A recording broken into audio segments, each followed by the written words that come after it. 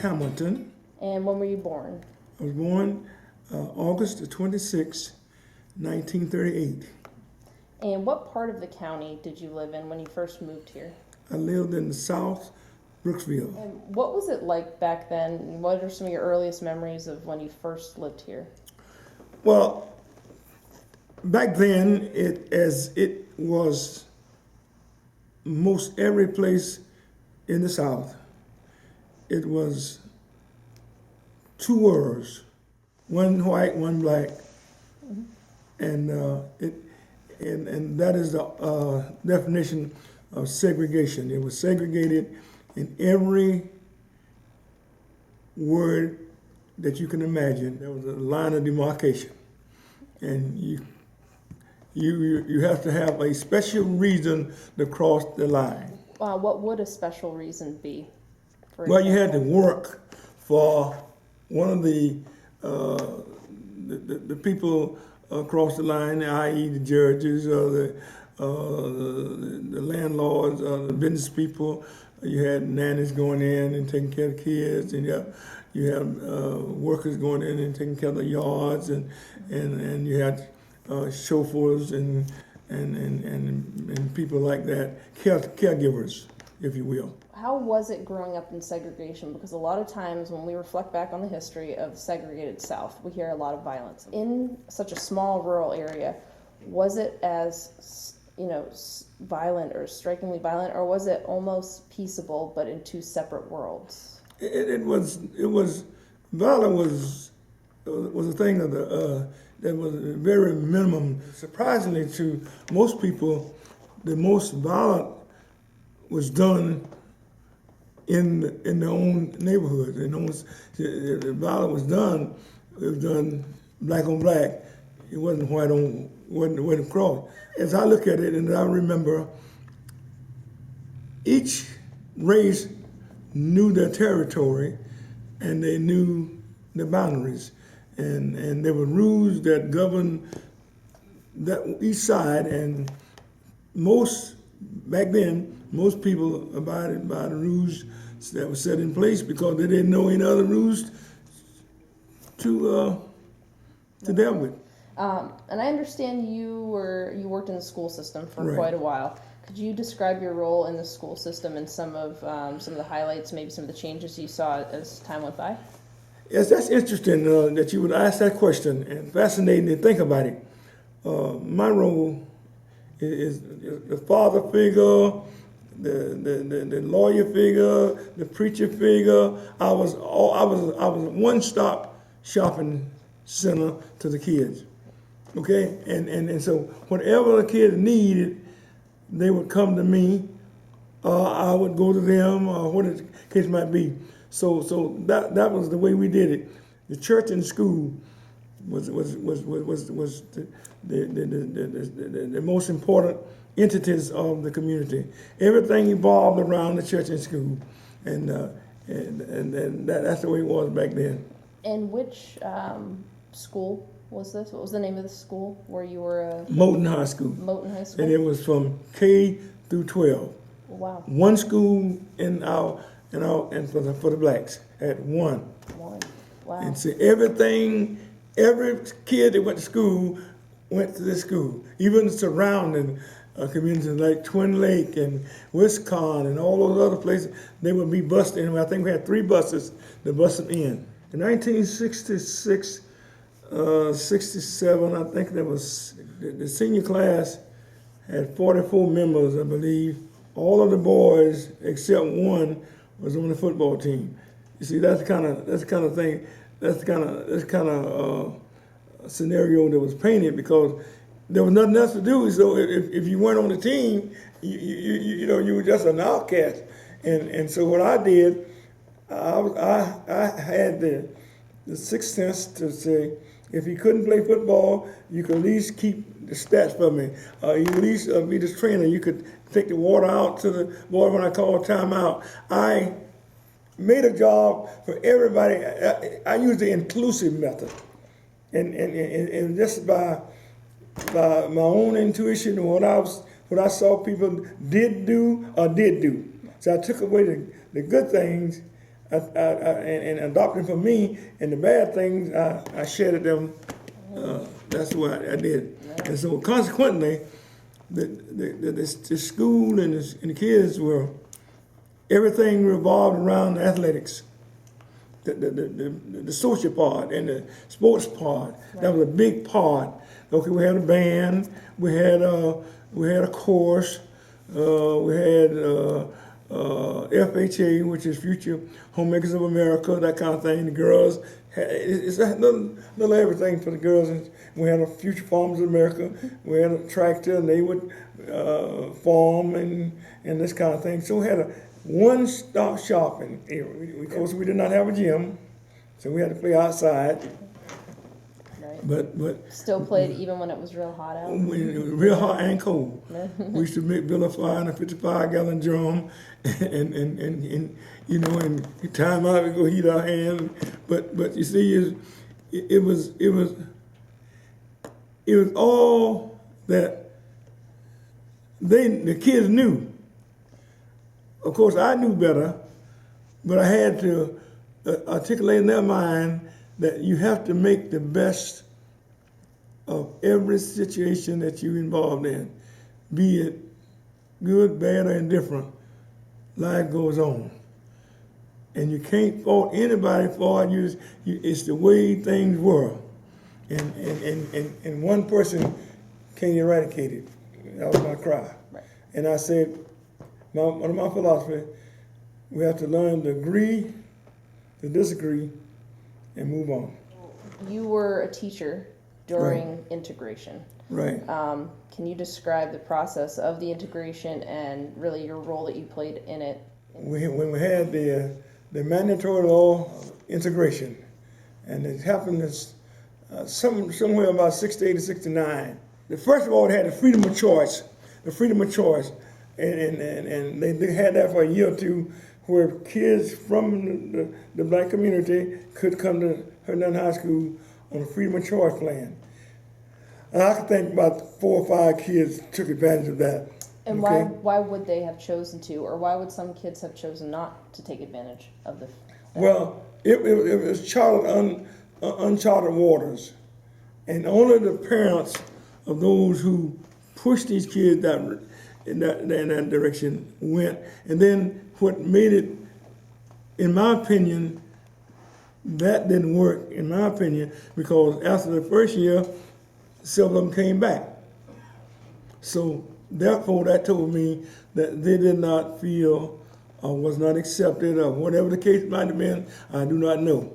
However, during that next summer, 68, 69, coach, the power to be, had the coach come down and talk to me, and we were to do a trial run of bringing the football team over first and integrating the football team into it, because sports is a waymaker. It is, no and matter a door where you opener, and hoorahs of everybody. And how did that go? Very well. Yeah. Very well. Yeah. But the reason it went very well, and I don't want to toot my horn, is because the coach and I were a model to them. 'Cause we met and we got together and we were friends. We developed a friendship until the end. He passed away about 2 years ago, and but then we had that relationship, and they bought into that, and so that worked. And so the next year, it was a total integration. How do you think the administration handled the integration and all the changes that happened relatively quickly? Big changes. There was a problem that occurred, and you probably don't even know about it.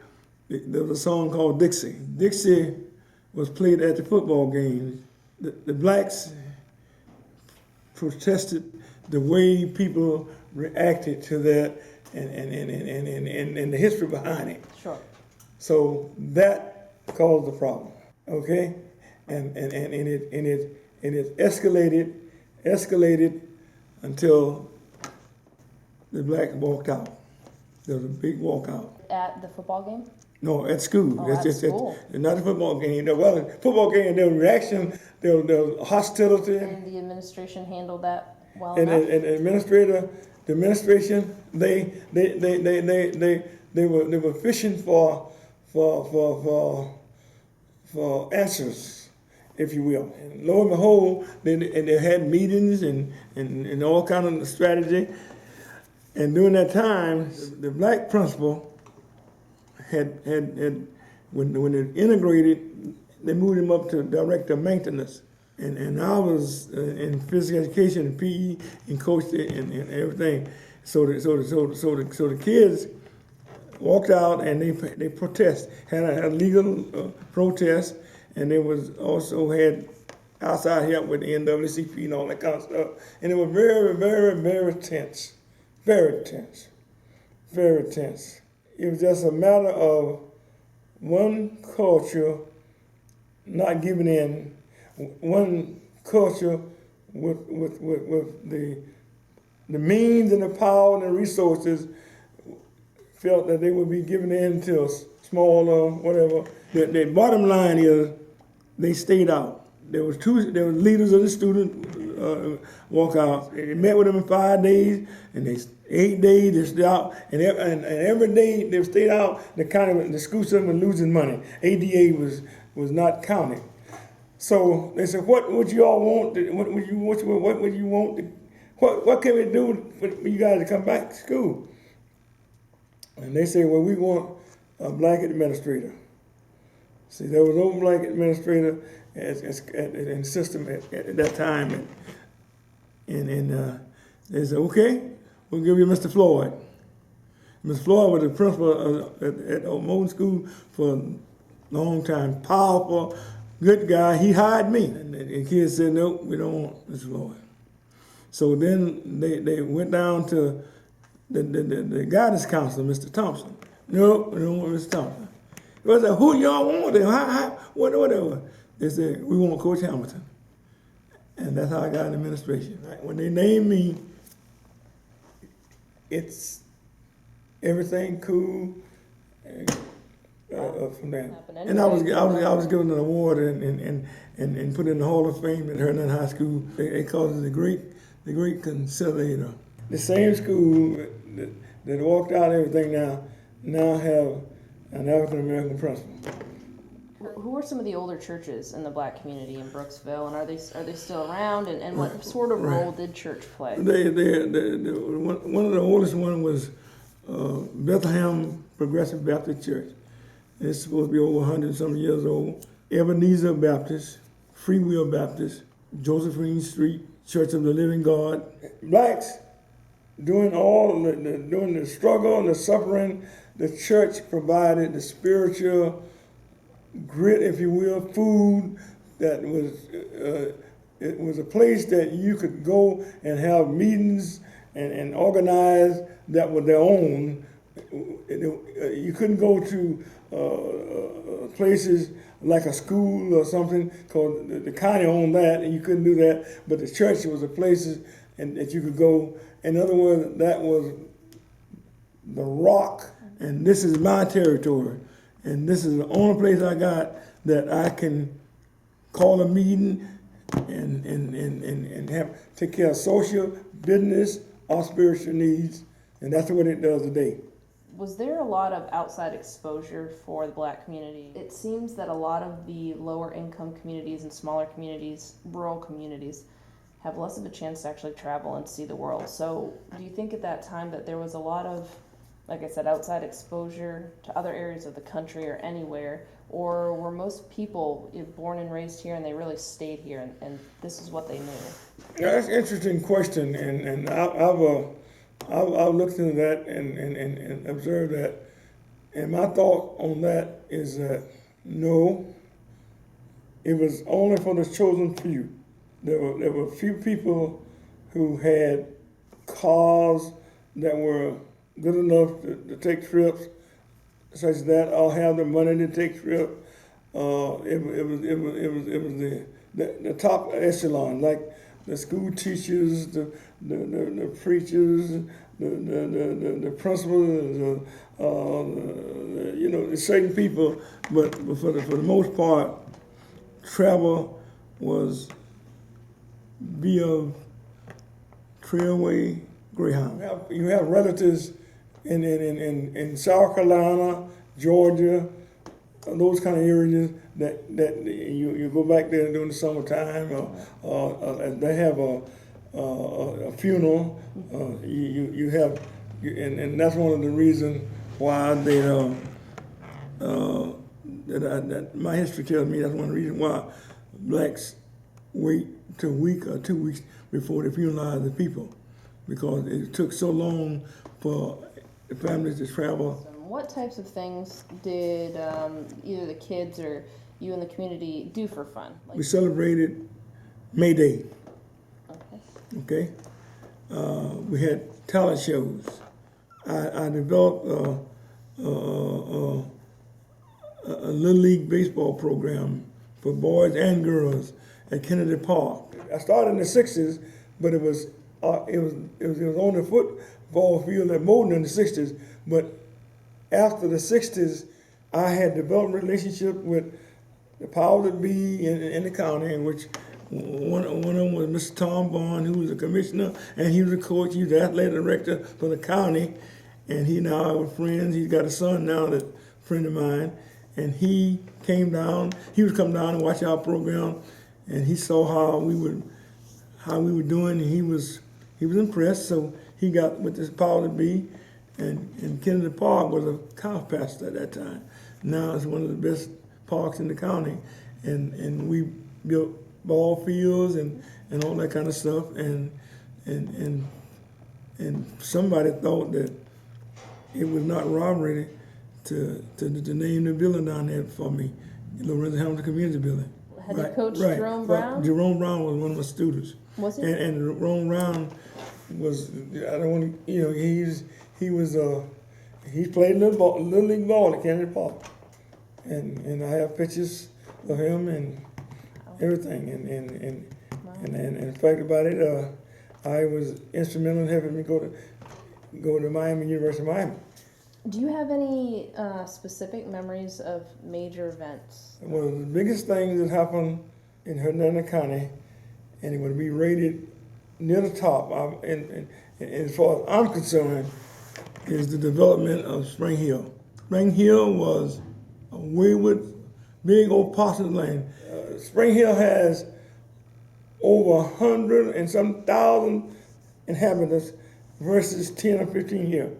Just grew like leaps and bounds, and all on 19 and 50, Highway 50, Spring Hill Drive, Alport, all that stuff developed around Spring Hill. Right. The Springstead High School, all those high schools.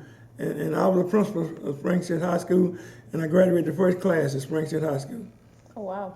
Okay, and I was out there before all the roads were made to go to Springstead. It's booming out there. And not because these brothers came over and took an aerial photo and saw a chance to develop, and it's booming. During the early years of the integration, or even after that, being an adult and being in that situation, right, was it hard for you, hard for you to integrate, or was it hard for you to watch the kids go through integration? I probably sound braggadocious. Don't mean to be, but wasn't hard for me. But from some of the perceptions of how the kids would react to me gave me problems. First, we had two assistant principals. I'm one assistant principal, another principal was white. Okay, if a kid gets into trouble, the office staff or people would try to direct certain students to the white administrator as opposed to me. However, the kid would call his mom or daddy, and the daddy and mom said, I don't want Mr. So-and-so to see my son. I want Mr. Hamilton. I don't care what happened. I want him to do it. That's the problem I incurred. I incurred that, and because I never had a problem dealing with human beings. See, what happened? I took the premise that every kid was important, and I allowed every kid to voice their opinion to me before I took action. See, I sat down and I let them tell their side of the story, and I listened, and those were some of the key components, and somehow or another, I must have come across, as I assess life patterns, as being believable and trustworthy. And that's the key. That's what I talk to people, I tell them that now. Something that happened at school, as long as then we could use the paddle, and they call it boating education. Okay, we had, at first we had, we thought about it, and they said, well, we have to be careful about that. Okay, so I devised a form and said this to the parents: if they wish the kid not to be paddled, please sign this form, whatever. And the ones who didn't mind it, they'll sign it, say, I wish to have paddle the kid. And so they actually did paddle kids. They paddle kids. They do an integration, and I paddled white kids. And they requested it in lieu of being suspended. See, they said, right. And they wanted Mr. Hamilton to do it, and I was the one that hit the hardest. It's all the way you handle it, and in the attitude which you present to the kid in your dialogue to the kid. See, kids can read you. Yeah. It can read you. It's a beautiful world if we were just respect territories and individuals and cultures. Mm-hmm. Diversity is so important. We had a large influx of Spanish people in Spring Hill that came in. So I was in charge of lunch duty AM PM, and I had two ladies standing at the girls' restroom. These two Spanish boys and girls. They get there, and another one get off the bus. They come there. First thing they do, grab each other and kiss each other. Right. They kissing and whatever, and write them up. I said, the culture, that's what they did. But then I got in trouble because I didn't suspend the girls for doing that. Wow. See, in those kind of things, that's the only problem I had with the up echelon. Right. Other than that. Where do you see the county going from here? 50 years from now, I see the county, east and west, through some stretch of imagination and reality, come together. It seems that there's, with such an influx of people from diverse cultures, but with the past, not so far in the past, with the segregation and the, like you said, the line between the blacks and the whites, do you think, as far as socially or ethnically, the melting pot is going to continue to melt? Or do you think there will always be the black communities, the Spanish communities, the white communities in Hernando County? We should all come together as one. And it's the Bible doesn't lie. People gonna be, all of us gonna be together. It'll be no separation. If everybody enjoys success and whatever, then you don't have any problem. There will be no reason for people to steal from nobody. You know what I mean? If everybody can, you help your brother up if you can. Help. Yeah, everybody gets a piece of the pie. Everybody gets a piece of the pie. Yeah. And I think that's where we've grown a lot in accepting people for what they bring to the table rather than what they take from the table. That's my cry. And you never know what a person can do until you allow them the opportunity to do it. Because we all got kids. The young people you see today in the Black community here, do you think that they are able to appreciate, how far the county's come as far as the integration and how it is today versus how it was 50 years ago, and everything? Do you think that they recognize it? Do you think they appreciate it? And do you think that it's something that is going to stay in, the memories of the African American community here in the future? Or do you think it will just sort of dull with time and just become facts in a book? Well, personally, I think there's a great disconnect, and that gives rise to apathy, and that's sad. There's a great number of these people we're talking about left alone without any care. They're just pushed aside, and so therefore they're not a part of the pie we talking about. For that reason, anything goes, and usually it's not good. And integration did very, very good things. But then there's some other things on the other side that was bad. But the good thing was outweigh the bad, in my opinion. But the one that, because you always got to leave your community and go to somebody else's community to get a piece of pie. Now, once upon a time, you got a piece of the pie in your community, although the pie wasn't as big, it might not have been as big. It might have been smaller, it might not have had all the proper ingredients, but it was a pie. Right. And that is the problem. You got some people down there that nobody cares about. Nobody cares about it, and it's sad. Football games, school events. Most of the time, the kids go to school on the bus. He got to hang around until the event happen. He doesn't catch a bus home, and then he goes to the event, and after the event, he got to get a ride the best way he can. And most of the time, the ones who try to ride him, not for the best reason, in many cases. And then they got to walk through the white neighborhoods, and kids gonna be kids, and they're gonna be throwing things, and then the cops gonna be called, which has happened so many times. And then you got a problem. Right. See, all this is just see, and now I would say this, it has gotten better, because it seemed like the younger parents are more in tune, is following up in their kids and picking them up like they used to. But there was a time when I used to just have to ride.